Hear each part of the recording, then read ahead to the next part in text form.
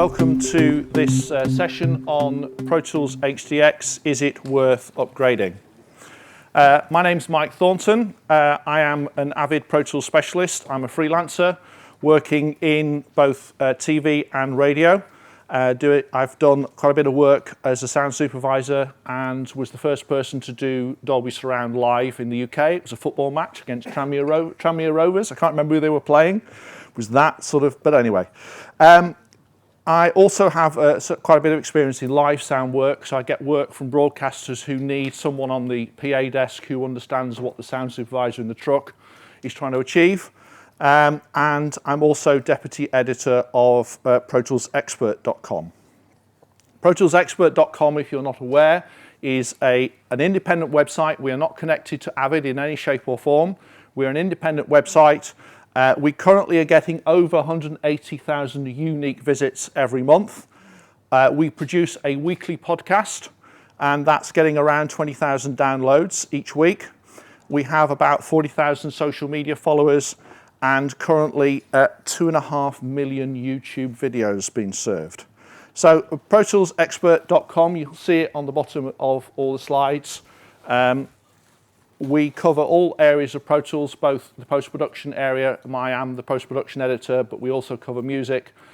And we cover it from 101 right up to high-end users. So where have we come from? Pro Tools HD, so this is the predecessor to HDX. Pro Tools HD has had a long life. It was launched in 2002. They then added a super duper card in 2003, and then changed the card format because the Mac Pros was originally a PCI X, and then Apple in their infinite wisdom changed the format to PCIe, and so we all had to, well, some people haven't still done it, but most of us have changed from the PCI X cards to the PCIe cards. But you can see that Pro Tools HD, in terms of its hardware, is getting on a bit. 2005 was when we really started that. So why do we sort of want something a bit better? Well, anybody who's done any big projects will know that HD Excel, the old Pro Tools HD, we ran out of tracks. If you were starting to work in 96K sample rates, the computer and the Pro Tools system would be groaning. Big post-production sessions, or even smaller post-production sessions now, want to be done in surround, so all your stems and your deliverables, your M&E, your music track, your effects track, your clean dialogue, they're not in stereo anymore, they're in 5.1. So we've tripled the amount of work, that the computer has to do to get all those deliverables out. So earlier systems had to use a separate rig just to print the stems. We had a limit of the number of voices we could use. So the number of simultaneous channels of sound that we could use. There was the issue of TDM plugins on auxiliary tracks, and really struggling to get enough DSP, because of course the great thing about Pro Tools HD is you take the DSP, the audio processing, off the computer onto these dedicated cards. And so great for sort of taking the load off the computer, but what we've been ending up with the bigger projects is that we would end up having lots of these cards in a computer, or in a computer in an external chassis, and the system was still groaning. And of course, anybody who's tried to open a really big project in TDM knows that it can take a while. So those were some of the issues along with this whole business. Frankly, I'm not going to get into floating point and fixed point processing, but suffice to say, the audio quality of a floating point, which is what HDX is now, is way much better. You don't tend to clip the buses like you used to on Pro Tools HD.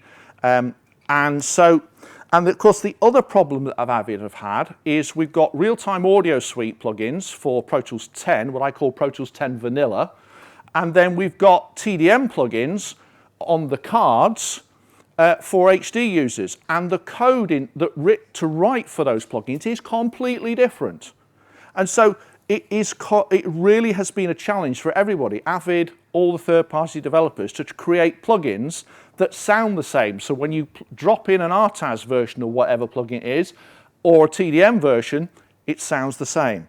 So they wanted to get a plug-in format that would move away from those restrictions. So what do we get if we go HDX? We get loads more voices and loads more tracks. So dubbing in the box, working in the box without any form of summing mixer, any form of supplementary systems. So you do your track laying in one computer or several computers, and then use another computer to record all the mixes, all the stems. Don't need to do it because we've got loads more voices. Shed loads more DSP, and there's a graphic coming up that really highlights that very, very well. And because we've got shed loads of DSP on each card, because roughly speaking, it's a little bit difficult to identify exactly, but roughly speaking, an HD5, so that's an HD core card and 4 more cards full of chips, is about the same processing as one HDX card. And so the problem we had where we needed to use an external chassis, because Mac Pros have only got 3 slots in them, if we needed to run more than 3 cards and more than HD3, we had to have this extra chassis attached to our computer to put all the cards in. Don't need to do it anymore because each card now does so much more. They've been able to revise the DSP technology because, again, one of the issues is because the original HDX card was so old, the DSP chips on it were frankly out of the arc. And so again, it was a real challenge for plugin developers to actually write substantial plugins that would run on the old HD systems. And so to have a current DSP technology on the new cards was really, really helpful. Now, this is an interesting slide that I want to talk about because it's to do with latency. And you can see here that this is our HDXL latency, 0.9 of a millisecond. Because that, again, is one of the huge benefits of running an HD system over a Pro Tools vanilla system, is latency effectively stops being a problem. So if you're trying to do a voiceover or a vocal, if you've got latency, the performer hears themselves, if you're routing it through Pro Tools, they hear themselves fractions of seconds late, and it gets very, very off-putting. So the trick is, if you're running on a non-HD system, is you have to put the hardware buffer size right down. But at that point, you're then got a system that can't run too much stuff before it starts complaining. So the HDX system has got a really, really low latency, so it's even lower than the HD. The HD native, which of course is the other HD solution that Avid offer, is really good. But notice here is a third-party plugin, a third-party interface that's not supported by Avid, that goes on an HD system, whether it's HD or HDX. But because it's not Avid, it introduces quite a lot of latency. And then, just for comparison's sake, your sort of top performing FireWire interfaces, so in the case of the Avid product, your 002R, your 003 family, and then you've got your USB, because again, the USB bus, it's I'll deliver it when I get around to it rather than I'll do it now. They need to have a lot more latency to keep that running, and so that can be a real issue. So, in terms of people who have adopted HDX, I'm one of them. I was a very early adopter, and I'll be talking about that shortly. And a number of other key people have already made the jump to HDX. And if anybody's seen on the Avid website the story about the farm going over to Pro Tools HDX over a weekend in the middle of a very, very demanding project diary, with both Britain's Got Talent and X Factor running through their post-production facilities. Frankly, I wouldn't have done the upgrade in the middle of those runs. They did, and it worked.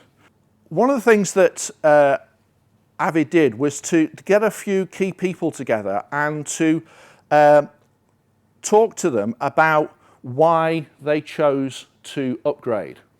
So it wasn't a huge group of people, but some very, very key people nevertheless. And these are some of the results that they got. So 9 out of those 13 needed more tracks. 9 wanted in-the-box mixing, so not having to use an external audio mixer. I separate that from a control surface, but they want to be able to do everything, not have to have an audio desk, whether it's an analog desk or a digital desk, where you take all the outputs from Pro Tools, run it through the desk. They want to be able to work in the box. And you can see for yourself here, I won't go through all of them, but there's some real key issues and some of the things that really Avid did address in the HDX in terms of more tracks, in terms of more voices, in terms of more aux tracks, and the headroom issue, because with an HD system it was possible it was certainly possible to clip the buses. And so to be able to have the floating point processing, that's made that pretty damn impossible. Now this is the graphic that I was alluding to. So on the left-hand side here, that's an HD6 card system. This is the same project, and then this is opened on an HD2 system. So it would have very, very nearly fitted on one HDX card. So that's your HD6 system. There is your HDX 2-card system. So you can see how much processing power you're actually getting. And so they did a listening challenge to look at how people, whether people liked the mix done through an HD6 system or through an HDX2 system. Again, you can see that a lot of people actually preferred the HD sound, the HDX sound, I beg your pardon, I must get that right. And some of the comments that people made were, I mean, again, some of these things, yeah, anybody who works in audio, sometimes it's really difficult to sort of describe what you're hearing. So, yeah, wider stereo imaging, more depth, extended bottom end, sounding cleaner and clearer. So that's purely the differences that people perceived between the same project in an HD6, running on HD6 system, and then running on an HDX2 system, mixed entirely in the box. So what about the future? There are certain key things that Avid have been extremely clear about. So often, especially with public listed companies, they cannot be very frank about new developments. But when Pro Tools 10 came out, Avid wanted to make it very clear to us users that certain things would change when at the point at which Pro Tools 11 comes out. Now, of course, we still don't know when that is, but there is, things we do definitely know about. If you have TDM plugins and you go to an HDX hardware, the TDM plugins will not work. And also, the plugins will be AAX only. And the reason for that is because one of the huge, big, key things that I've not really mentioned so far with HDX and what will come with Pro Tools 11 is that it will be a fully 64-bit application, which means it can do shed loads more things all at once. And the reality is that TDM and RTAS are old models of technology, and they can't be 64-bit. So if and when you go HDX, as I have done, you no longer have access. Certainly with Pro Tools 10, I no longer have access to the TDM plugins. For Pro Tools 10, I've still got RTAS plugins if I need them, but once we get Pro Tools 11, RTAS, TDM, no longer. And there are other reasons why Avid will need to drop the RTAS and TDM plugins in Pro Tools 11 that, again, they will not talk about publicly. So what those are, we will have to wait and see. But again, it's another reason, because we often get on Pro Tools Expert asked, is it not possible to carry on running my RTAS plugins on Pro Tools 11?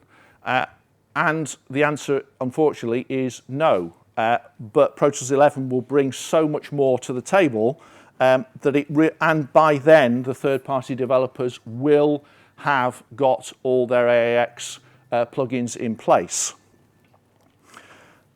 So, a couple of things that you need to be aware. I think it would be safe to say, this is me speaking, but I suspect that not all the plugins that are currently available on RTAS and TDM will make it to AAX. Each third-party plugin developer has to make their mind up whether the investment in recoding their plugins is worth the grief, or whether they choose to work in other markets.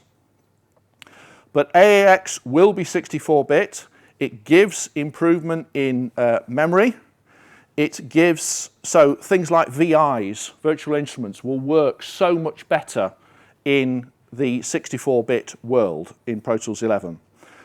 And also, one of the things that is flagging up is that Pro Tools, one of the problems that third-party developers have had is they've had to write for VST, they've had to write for RTAS, they've had to write for audio units, and so on and so forth. And it's virtually a code from start. Certainly it used to be.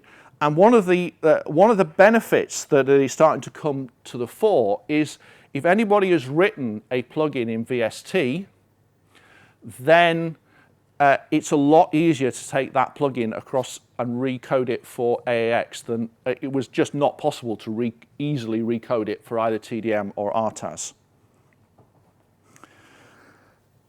So what happens in terms of some of the equipment that we may have in our studios right now in a post-Pro Tools 10 world? As we've said, Avid are very clear it will be a 64-bit only application. And so certain things will not work with Pro Tools 11. So the HD cards, the cards that go inside your computer, will not work in Pro Tools 11. If you have a blue Sync IO box, it won't work in Pro Tools 11. The Sync HD, which is the sort of grey coloured sync box, will work in HD.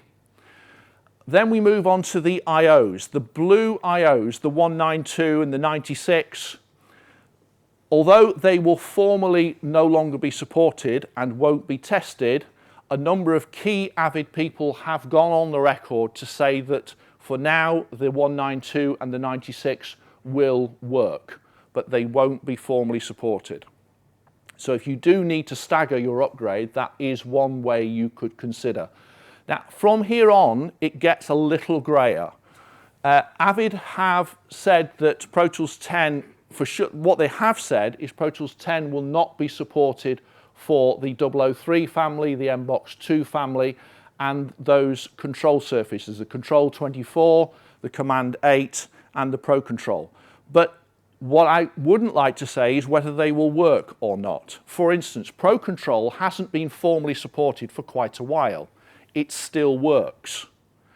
My gut feeling is that Pro Control won't work, not even work, when we get to a Pro Tools 11 world. So if you've got an old Pro Tools, an old Pro Control, you may want to start thinking about what you might want to replace it with. But what Avid have said is that there will be software updates for 3 years. So if you choose not to go to Pro Tools 11 when it comes out, if you choose to stay with Pro Tools 10, they will continue producing software updates for Pro Tools 10 for a further 3 years.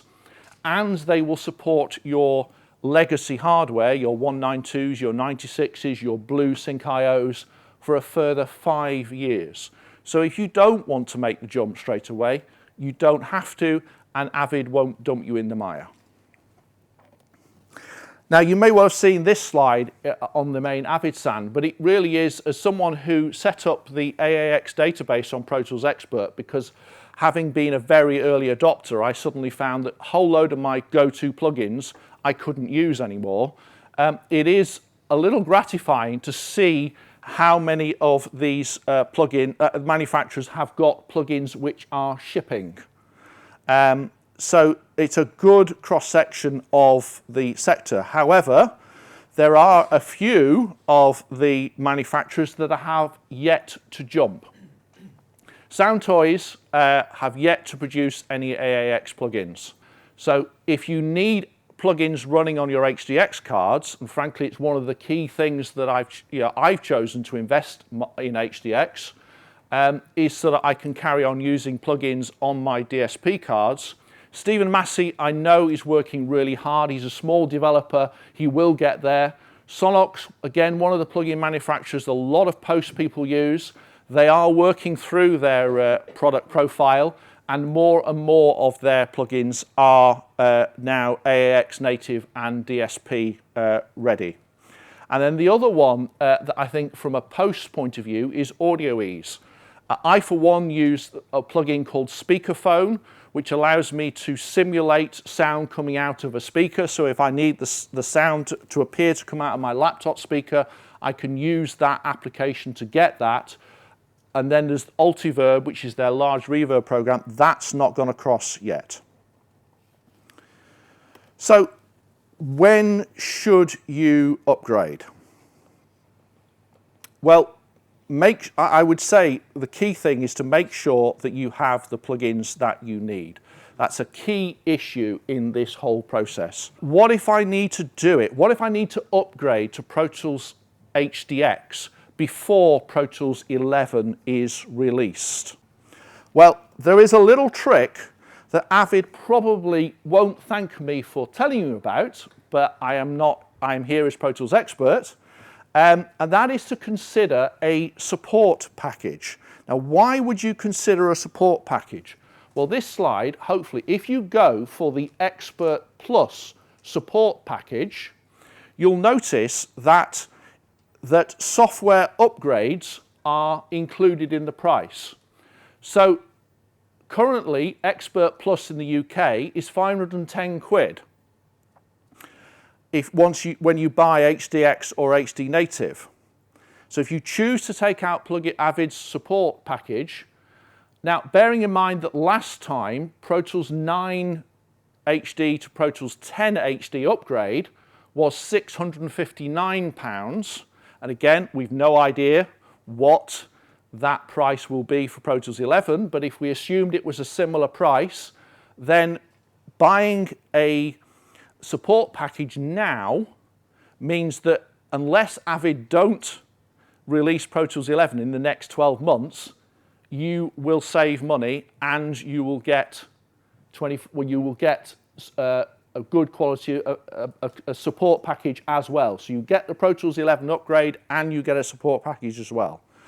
It's obviously a little bit of a gamble, but if you're considering upgrading HDX very soon because there's money left in the budget before the end of the financial year, 31st of March, or you know there will be money in your budget 1st of April, new financial year, and the last thing you want to do is to go to your boss and say, can I upgrade to HDX? You do it, and then 6 months later or whatever, when Avid release Pro Tools 11, you have to go back and say, oh, you know all that money that you spent, I need some more, please. Kind of doesn't tend to go down too well. But the great thing about the support package is you can put that in the package now and know that you won't have to go back cap in hand to your boss to get some more money when Pro Tools 11 comes out. I'm going to introduce now Simon from Soundworks, who's going to give us a taste of some of the issues that you faced with Pro Tools HDX. I've been using Pro Tools since about 1993, 94. So yeah, I've been with it a long time, and we were initially obviously using it as an editing and playback system into external mixing desks. And when sort of TDM came along, and it got quite interesting in terms of post-production around Pro Tools 7 and the control surfaces. I think maybe the D control came out around that time. And here we are today. We upgraded to HDX about a year ago, not quite a year ago. But we were doing projects that we were sort of constantly hitting the maximum track count of 192 voices. We weren't playing back 192 tracks, but with all the auxes, we were running out of voices. I'm in television, drama, and long form dubbing. So we don't have, like the film guys have multiple Pro Tools systems for each set of dialogues and effects or whatever, and stem recorders. I never really wanted to go that way because, well, A, cost, and B, the hassle of, I don't have an army of people out the back looking, helping me look after all these machines. So I've always wanted to try and have everything on one machine. And then more recently, I suppose the last 3 years, we've been doing a lot more 5.1 delivery for television. Obviously, the track count goes up again. So I was very pleased when HDX came out, because we'd been on HD, since 2002.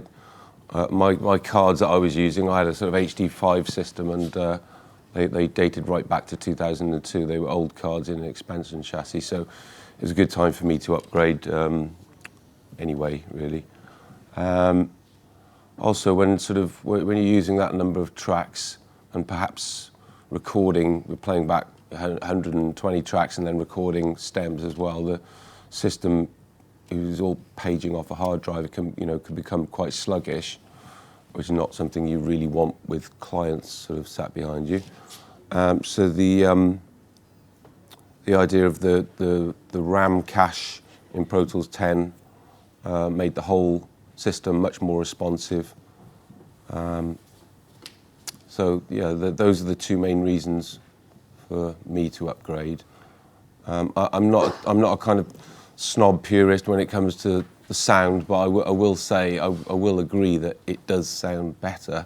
And I did a second series of a drama this year on the HDX, and the mix just somehow fell together easier and sounded better. Can't quite put my finger on why. Do you have a project that you were running on your HD system, which you then had to subsequently open the same project, open up an HDX system? Yeah. How did that go? Well, the Avid guys came down with a demo system, and it was, as I say, I think it was a HD 5.5 type system that I was running, and the DSP was sort of completely maxed out, very much like your slide, and it was exactly the same as yours. In fact, it just spilled over into the second card. I was very impressed because they opened it off a server via Ethernet, and we pressed play, and it all played back perfectly. And then we recorded 36 or 38 tracks of stems down at the same time, back to the server across Ethernet. So I was pretty much sold on the spot when I saw that. So about 18 months ago, Halo, which is ostensibly a television company, we do full post for TV, drama and documentary. We acquired about 18 months ago a film studio, a rather large one, from a company that had gone into administration called Pepper. Inside that room was a pretty monstrous AMS desk for mixing films on. And being a bit of a kind of Luddite, I came in and said, why do we have to have that? Can't we just do it on Pro Tools? Oh no, it's all about, summing. It's all about the signals, all these hundreds of signals coming together, and summing inside Pro Tools, it's crap. There's no headroom. So ostensibly, that was the thing that started us on the HDX route, was the headroom. And the film mixers will never give up their big desks. Well, they might one day, but they won't quickly. So we still have the AMS desk, 96 faders, thousands of bloody signal paths, and the largest number of rigs that we've ran through it at any one time is 13. So what we do is we run rigs into it, and then we run out of it into a dubber, which again we're still doing dubbers. So we're using HDX for that as well. We run it all MADI, so everything goes in MADI, everything comes out MADI. It's perfect. So when we came to being full in that one film theatre, I thought, well, let's have another one. So we built a second one, but I thought, well, this is going to be my TV. This is my film theatre. It ain't going to have an AMS desk in it. So we put a rather elongated Franken desk in there. It's quite a few D commands joined together. So it's quite thin, but very long. And we put an HDX2 as a playback machine and an HDX1 as a dubber.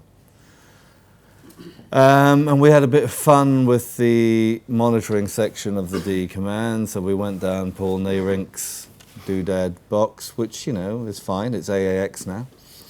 But it's a little bit of a faff, frankly. He's in town. I hope he's not here today, is he? I'm seeing him tomorrow. I'll relay your comments. I'm seeing him tonight. So when we built that theatre, I decided that, you know, there's no reason why you shouldn't be mixing films in the box, and especially now that we're doing it through HDX. You know, the truth is, you go up to the big theatre, your automation and your audio are never living together. It's stupid, you know. Frankly, in this day and age, it's stupid. See, I told you I was a Luddite. And downstairs, you go and mix in that theatre. You know, you open your session, it's all there. You close your session, it's all there. You move it anywhere else, it's all there. It's great, it's perfect, you know. So on that basis, it's fine. The thing that I would say, and I was really surprised by the figures you had there, was that only 60% of people can hear it's better. I'm astounded by that. Because in my mind, there is no doubt it's significantly better, no? Don't you agree? I would totally agree. But No, yeah, it's I must admit, when I looked at the figures, I was surprised, as you were, at the ratio. I know. I mean, it's unmistakable. With anyone with two ears, you can't fail to hear. There's air around it. There's some room. It sounds like it's done properly, you know. And then you go back and you look. We've still got quite a few HD systems, and we've got 8 studios altogether. So we're running down the HD systems. I'm hoping to get a very nice trade in one day. But you know, especially going back the way, and you listen to those HD systems now, and you think, you know, have they got worse, or are we just getting used to something a little bit better? Yeah, so I would say that the main thing for me is the sound of it, and if you haven't heard it, go and have a listen to it, because I think you'll be quite surprised. It's getting closer to what I always hoped audio would sound like, you know. So yeah, our experience has been great. It's worked. It's not fallen over. It's been pretty bulletproof. We don't have a lot of connections between systems, you know. As I say, it's a BNC, MADI out, MADI in. It's a very simple system. It works, and it needs to. You know, we've just finished Les Mis. They're running 24 hours a day. If anything goes wrong, you haven't got time to go in there and fix it. So yeah, it's been a great experience for us, and one that you should certainly go and have a listen to, if nothing else. And congratulations to you and your team for the Oscar. Yeah. Did we get Les Mis. one? I haven't noticed that.